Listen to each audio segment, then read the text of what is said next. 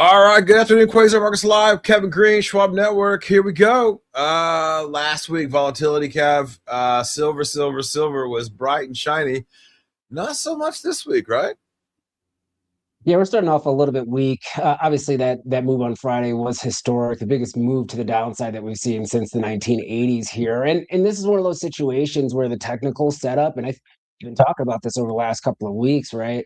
The technical setup was actually very interesting. You started seeing these really aggressive intraday moves, not only to the upside, but to the downside on very large volume, exceeding what we've seen over the last 10 years, 15 years or so. And it's usually indicative of a potential blow off top. And that's exactly what we saw on Friday. I think there was not only just selling and deleveraging within silver, but you also had some double levered ETFs that kind of created maybe a little bit more of a scenario that created more of a Yep. sell-off scenario, if you will. And at the end of the day, I think we had a clearing event. If you kind of look at the daily chart on Friday, it was a textbook touch of the 50-day moving average. Buyers stepped in, right? It was still a bearish candle, but buyers did step in. Today, we did see volatility for silver coming in just a tad bit. So we didn't see a massive move. It's still, for the most part, kind of down.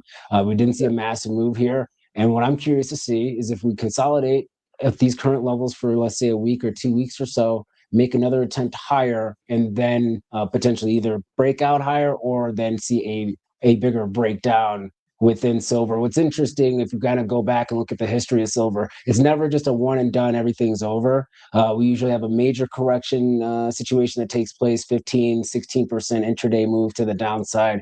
You may have some follow through that next day, a consolidation, a reattempt higher, and then we gradually step down to the downside, and that starts the bear market for silver. So an interesting trade setup. Unfortunately, some people did get run over here, but the call side on the SLV, Steven, is actually still it's still call side skew if you're looking at the premiums here, especially for the out of money. So market's kind of pricing in that maybe some buyers try to step in here and buy and load up on the SLV calls to the upside rather than maybe more of a downside move. Yeah, it looks like it's in the 1 hour charts. Looks like we're going to see a little bit of a pennant flagging here a little bit. Interestingly enough. All right. The Dow Jones today, the markets were a little weak this morning on the open and ended up higher here. Yeah, especially when you saw the overnight move yesterday. I mean, it was like 5 o'clock, 6 o'clock my time, Mountain Time. Markets are down over 1% if you're looking at the S&P 500. But individuals came in, bought the dip, and I would Yeah. say that the action today was a little bit mixed when you're looking at the performance. And it wasn't the Mag 7 was leading everything type of day. In fact, Nvidia got hit pretty hard, especially on an intraday basis. About the last 2 hours of the day, started seeing some aggressive selling taking place. But Apple touching that 270-ish area, really strong reaction for Apple today. It seems like this is the actual earnings reaction that we expected after their earnings announcement here. And you are seeing, other companies like Oracle, which is not a Mag 7 name, but had some news, saw individuals kind of selling out. But if you see this broadening out taking place, it's kind of a reverse of what we saw last week. Consumer staples led the way, up 1.5%. I don't know if you saw that Walmart move today. It was one of the best looking structures that I've seen in a very long time when it comes to Walmart, and just the consistent bid throughout the day. Industrials also doing pretty decent. Financials, and I think financials are just kind of consolidating, trying to break out here after that sell-off that we saw 2 weeks ago. Capital One catching a little bit of a bid. So it was an interesting mix to the day. I'm not sure how much we hold up in this type of environment. I'm still a little bit skeptical here, Stephen. I'm always going to be skeptical, but I'm still a little bit skeptical here. For those that don't know, if you look at a 10-year, 15, 20-year seasonality chart, you layer your VIX on that. You can see the latter half of February, starting around February 13th, 14th, is actually when we do see volatility re-rating aggressively higher. And so I think that's still going to be on the horizon here. If we're not able to capture that 7,000 level with some conviction, I think we have one of those look above and fail type of moments. And we go back. I mean, we've been testing the 20-day, we've been testing the 50-day, we've been closing above both of those moving averages. But eventually, I think that we might actually still see that 20-day and 50-day come into effect here, and we challenge it and potentially move over. Yeah, I mean, you got companies like Royal Caribbean up 3% today. I mean, it was It got smacked a week ago, and actually a few months ago back, and a week ago, and here we go back up again. So even the consumer stocks are up. You talked about it from the perspective of utility, but Boeing also still pushing higher here. Yeah. Obviously, the war drums are banging. Lockheed Martin up again up today. So it's been a kind of a nice little run here over the last I'd say even last few months actually. Yeah, Lockheed Martin has had actually a really decent move, but it has been a laggard within the defense space for a Yeah. long time. And so I think this is also a little bit of a catch-up trade. They do have some headwinds when it comes to the product offering, some of their product offerings. But if you kind of look at it, it broke above that let's say 620-ish area. This is the breakout zone for Lockheed to potentially move higher here. On the other side of that, if you go to RTX, which is you can make an argument probably fundamentally what they report their product suite right now and their guidance moving forward, probably one of the better operators within the defense space. You can tell that by the chart when you're looking at RTX. And it actually did recover. This morning, it was actually down a considerable amount here. It was down, I thought it was down about, yeah, it was down about 2%.